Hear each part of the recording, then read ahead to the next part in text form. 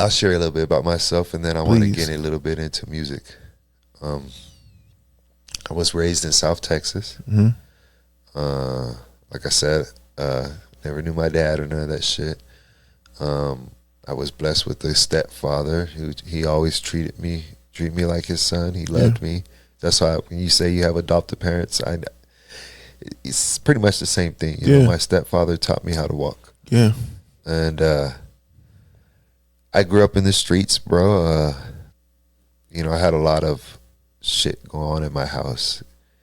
My stepfather loved me, but he used to beat me.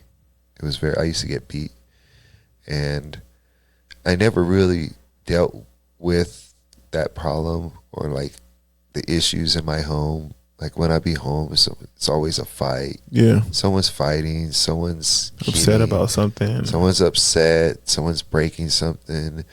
I'm not right. You know, my dad would go in there and talk shit to me. You know, like call me names. Mm-hmm. It was really rough. So what I would do is I would run away. So maybe start at maybe 11 years old. And I think about my mom, you know, from her perspective, it was probably hard on her, but I would run away at about 11 just to get out of my house because just everything going on. And I would live in the streets. So from most of my teenage years, I grew up sleeping in park benches and fields, house to house.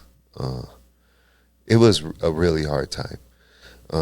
I didn't have that cutthroat mentality that you need for the streets, neither when I first, because I was like 11, 12. Yeah, you was a kid. And when you're in the streets, which you know, you gotta have your eyes on everybody. You can't be trusting. Ain't no love. Ain't no love. You gotta be tough. And when I first hit the streets at that young age, you know, I would get taken advantage of. I would have people steal my shit. You know, I would be like, oh, I need to get home. So I would try to sell dope. The older homies come on the block and rob me. Gunpoint many times. People would tell me, you could come stay with me.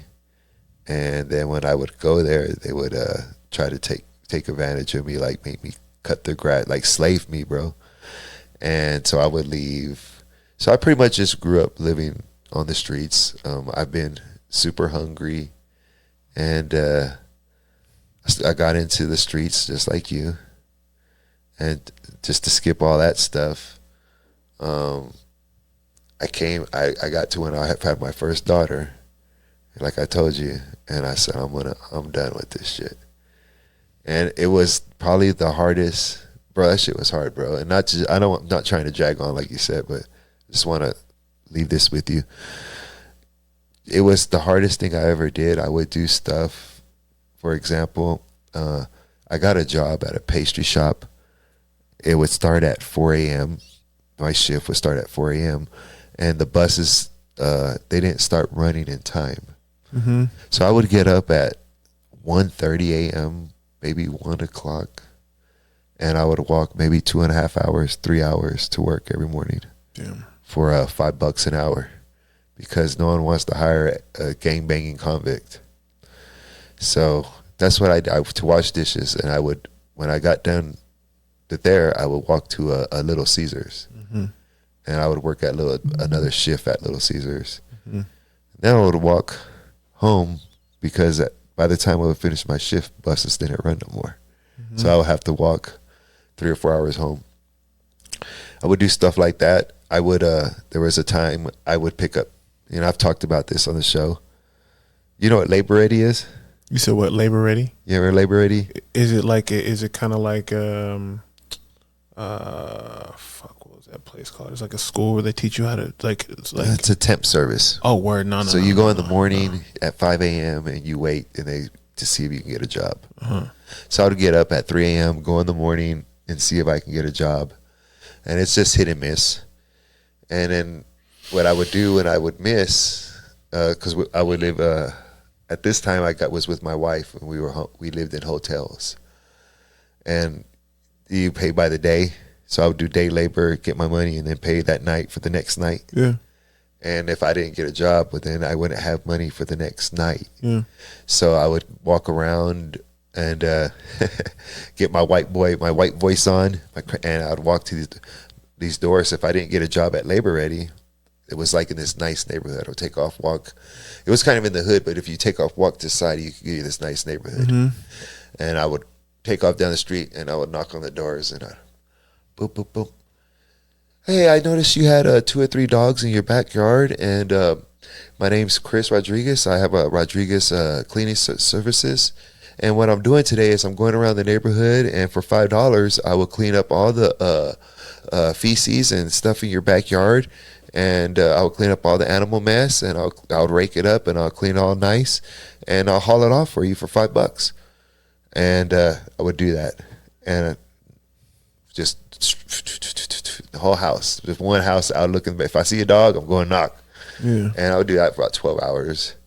And when I would make about $67, I was able to buy a McDonald's for my wife and pay for the hotel. Then I would stop, and I would go home and lie to my wife.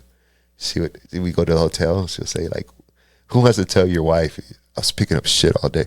So I would say, I was working on drywall today, you know, whatever. Yeah. And I would go down, and I would pay for the hotel. And bro, I would go days without eating.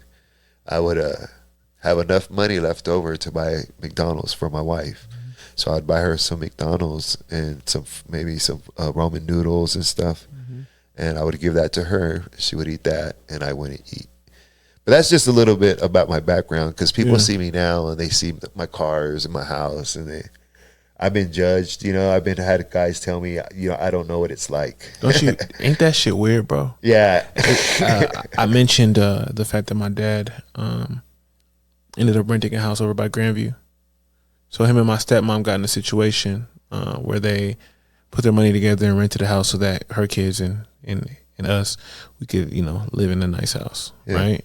But I have kids, and like I would love to bring people to my house. Yeah, I love it, because I just wanted people to feel like, I don't know, you don't have to worry about what's going on in your house. Come over here and play foosball or some shit. Come over here and play ping pong or some shit. Yeah. And like, and this is like senior year, like all my life, like, you know, I'm not gonna act like we didn't have what we needed. We had what we needed. I just didn't get what I wanted, you know? But I had kids like try to tell me like, you don't know what it's like or whatever, because I've been in your house and you were in a mansion, bro. And like, it's funny because it's like, you know, these houses are big. But like, to call the shit a mansion, it ain't no first mansion. of all, bro, you ain't never been to a mansion. Yeah, you ain't seen no mansion. You ain't seen a mansion. Go on Google and Google mansion. It's just not a mansion, it's a house. This is a house. It's not a mansion. Okay. And so like, but like you, but I feel like they would they would tease me like that, like, oh bro, you look, go back to your mansion or whatever, blah blah blah. You don't know shit about this, blah blah blah. Like, it's too real for you, or blah blah blah. Here you blah. are, grew up in a foster home,